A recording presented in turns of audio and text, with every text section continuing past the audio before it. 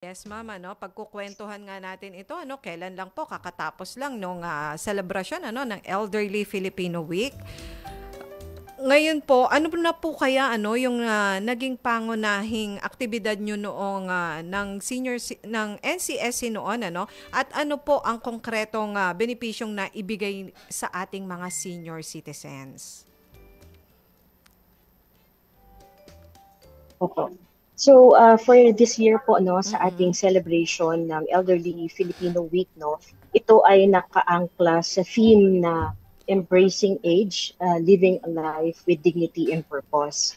So, maliban po sa pagpapahalaga natin, no, sa hindi matatawarang kontribusyon ng ating nakakatanda para sa development and nation building, atin din pong sinisiguro na sila po ay kasama pa rin, no, sa mainstream, no, pagdating po sa mga activities or programa, serbisyo ng gobyerno dahil sa kadahilanang sila pa po talaga ay meron pa pong kakayahan, capable pa po sila, able, and fit pa po sila, no, upang magsagawa ng kanilang mga gawain, no, depende sa kanilang expertise and skills. So ngayon po sa Elderly Filipino Week, maliban po doon sa ating the usual, no, na meron tayong mga cultural parade, meron tayong Zumba sessions, merong Mm-mm. sports fest for senior citizens. Pinopromote din po natin yung skills development day, no? So nandun po, no, lahat ng opportunities para sa kanila na pwede nilang masalihan, no, through our convergence initiative po in partnership with various national government agencies, no. Alam po natin na ang livelihood and also yung employment opportunities, hindi po ito masasagawa ng NCSC ng mag-isa. Kaya po Mm-mm. tayo ay nag-employ ng whole of government or nation approach para po maging tuloy-tuloy ang serbisyong ito para sa ating senior citizens. So ipagpapatuloy ko lang, ma'am, no, Yes po. highlight po ng ating Mm-mm. EFW sa ngayong taon ay ang pagkakaroon po natin, no, ng pilot project with the Department of Tourism, at ito po yung community tour guiding project na kumakailan lamang po ay natapos, no, noong October 4 na naisagawa natin ng matagumpay together with the Department of Tourism sa Fort Santiago, Intramuros, Manila. Mm. So meron tayong 30 senior citizens na napili ng Department of Tourism para po sumali doon sa 7 days na community tour guiding seminar.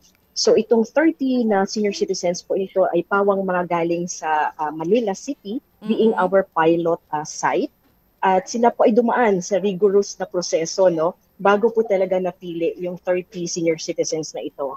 And then Oo. after their training po, sila po ay mag-undergo ng accreditation process sa Department of Tourism.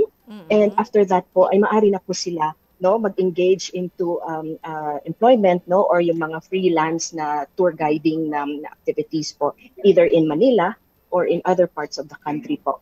So yun po. Mm. At yung isa pa po is in partnership with TESDA also, no, we are implementing the community-based technical vocational education training for our senior citizens, kung saan po ating pinrioritize for this year yung food and non-food processing skills development sa pilot sites natin in Bukidnon and Surigao Mm. po. Oo. So yan po ay puro pilot for this year po, and we plan to roll it out next year sa buong bansa na po for the two engagements with two agencies DOT. as well.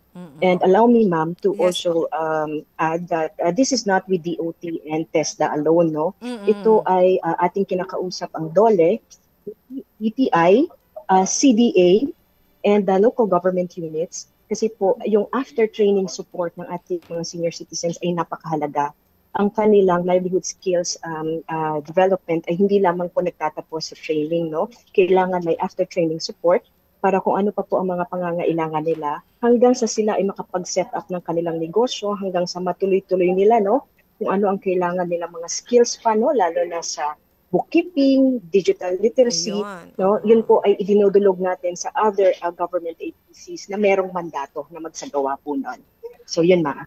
Opo, ang ganda talagang hindi pinapabayaan ng NCSC ang ating mga senior citizens, Sabi nga itong mga seniors natin hindi po ba sabi nga sa kanilang pagreretiro, which is marami pa rin po silang mga pangangailangan, ano, kasi sila po yung nagretiro, lalo na po yung iba, hindi po ba, may hindi maiiwasan, talagang may edad na, talagang may mga maintenance po, ano, na kanilang dapat matugunan, ano po, at dahil nga dito sa inyong mga livelihood programs, ano, talagang malaking tulong ito, no, para sa kanila. Sabi nga po, halimbawa po ba, ang isang senior citizens, ano, paano po makakalahok dito sa inyong mga programs? Bukod nga po dito, ito, nakatapos na nga itong Opo. tinatawag May na... dalawa Opo, silang kaparaanan. opo, go ahead, ma'am.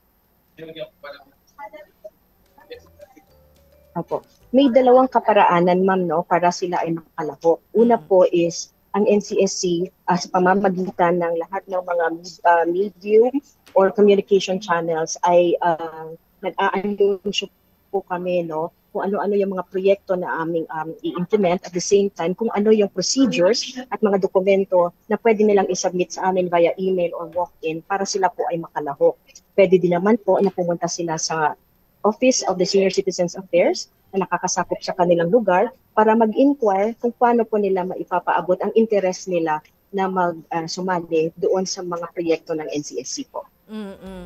At ma'am, ano, meron pa po ba kayong mga particular na skills training or pagdating sa negosyo, no, na maaaring iniaalok ng NCSC para sa ating mga seniors, ano, na nais maging produktibo sa kanilang komunidad din, ano? Opo. And maliban dito, ma'am, no, sa mga gustong lumahok, no, ang aming komisyon ay nagsagawa po ng isang training needs assessment, no, nitong taon, no, early this year, para malaman namin kung ano po ba talaga yung mga pangangailangan nila, ano yung gusto nilang negosyo or skills na matutunan pa para ma-match po namin yung disenyo ng programa based doon or naaangkop doon sa kanilang pangangailangan. And from there po, doon po namin tinatap ang mga specific and relevant government agencies and also private sector partners para po makatulong na maisagawa yung mga proyektong ito. Siyempre, nakabase din po yan, ano, dahil mga seniors na. So, dapat malaman din po, ano, kung hanggang saan pa yung kanilang mga kakayahan, hindi po ba? So, hindi naman po pwedeng basta-basta na lang magpa-training, hindi po ba? Lalo't hindi naman angkop sa ating mga seniors, ano? Opo. Ma'am, ano pa po kaya ang inyong nakaalat ngayon na mga programs and livelihood para sa ating mga seniors, ano? Bukod dito sa inyong nabanggit, meron po ba silang mga aabangan pa, no, na maaaring makasali, makalahok yung iba? Opo. Ma'am, sa ating mga regional offices, no, kanya-kanya din po silang nagsasagawa ng kanilang mga pag-aaral, no, yung tinatawag nating training needs assessment din po, no, at lumabas doon na maliban po doon sa food and non-food processing, marami sa mga senior citizens natin na interesado, no, na magsagawa o matuto kung paano gumawa ng mga palamuti na maaari pa nilang maibenta, no. At kasama din po doon yung mga soap making and dishwashing liquid, no? At least po yun, kahit konti lang po ang capital, startup capital, ay maaari po silang makapagsimula na po. At marami din po na ninanais na matuto kung paano gumawa ng mga herbal products, no? Lalo na po itong mga pangangailangan na ito nakabase sa realidad, no, ng kanilang region or province, municipality or city, no. So halimbawa po, no, doon sa ating Davao region, kasi marami po doon sagana sila sa kanilang mga pananim, no, na pwedeng gawin, no, na maging herbal medicines. So kasama po din yan, ma'am, no, doon sa kanilang mga skills development training na isinasagawa, katuwang po ang ating regional counterparts din po ng TESDA and then ng DOLE din po.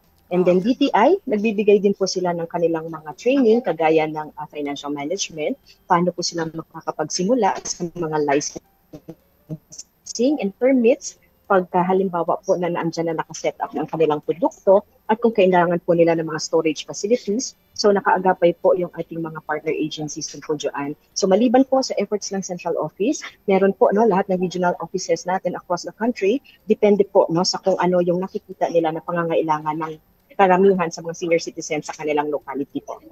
Ayun ano, kahit yung celebration po ng Elderly Week 'di ba? Nakita natin sa mga regional offices ano, talaga namang napaka-active ng ating mga senior citizens ano. At ma'am ano naman po ang konkretong hakbang ano ng NCSC para po masiguro na talagang may sapat po na kabuhayan at pagsasanay ang mga senior citizens bawat rehiyon po sa ating bansa?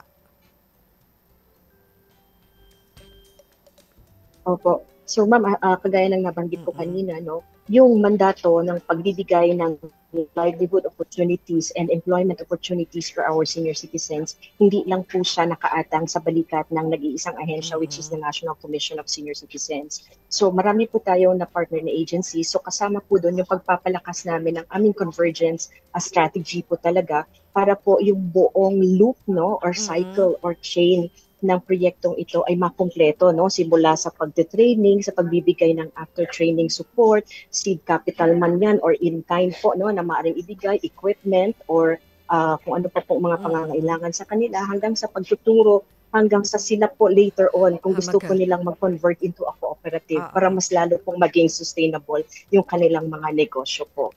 So, yan po ma'am sa livelihood po. At Mm. maliban po dyan ma'am, hindi lang livelihood Livelihood. opportunities. Kung meron pa pong mga senior citizens na able, capable, and fit, tayo po ay nakikipag-usap sa mga private sectors kung maaari po na makonsider na sila din po ay makasama doon sa ating mga mai-employ na senior Mm. citizens po. So kasama po dyan yung ating pakikipag-usap sa SM at sa Mm. iba pa pong mga private sector partners po. Ayun ano, sabi nga hindi lang diyan nagtatapos ang ating mga seniors ano, napaka-productive ano ng ating mga seniors. Tamang pagkakataon lang ang kinakailangan at yan nga sa tulong ng NCSC sa collaboration sa mga local government units at sa mga private sector, sabi nga ni Ma'am Catherine, talaga namang binibigyan ng lahat ng pangangailangan ang senior citizens para maipagpatuloy ano yung kanilang livelihood, ika nga. At panghuli na lang po, Ma'am Catherine, ano, mensahe na lang po sa ating mga senior citizens na nakasubaybay ngayon, ano? Okay, thank you ma'am, no. Siguro po sa panghuling pananalita, no, gusto naming pasalamatan, no, at i-honor lahat ng mga senior citizens sa buong bansa po, no, para sa inyong kontribusyon, sa inyong karunungan, no, pag-aaruga at pagmamahal lalo na po sa mga younger generations, no. Ina-acknowledge namin yung inyong mga sakripisyo, no, and then contribution really para sa paglago ng ating ekonomiya, ng ating bansa at ng buong Pilipinas po, no. At sa pamamagitan ng NCSC, kami po ay talagang ina-uphold namin ang inyong mga karapatan at mga privileges and benefits na inyong matamo na karapat-dapat lamang na i-accord sa ating mga senior citizens. And rest assured po, lahat po ng inyong mga issues and concerns ay bukas ang NCSC anumang oras at sa lahat ng platforms, no, kahit sa aming social media accounts, sa email at sa telepono, ay maaari po kayong lumapit sa amin upang matugunan po namin kung ano man ang inyong issues, pangangailangan at request po, no. And of course po, sa lahat ng mga programang ito, katuwang po namin kayo. Hindi po kayo recipient o beneficiaryo, kundi partners po namin. So, ini-encourage namin kayo na makilapok, no, pati sa pagdisenyo ng programa kasi alam namin ito lamang na magaling din sa inyo kung ano ba yung gusto niyo programa na ibibigay sa inyo. So, yun lang po. Ito na lang sa maganda po.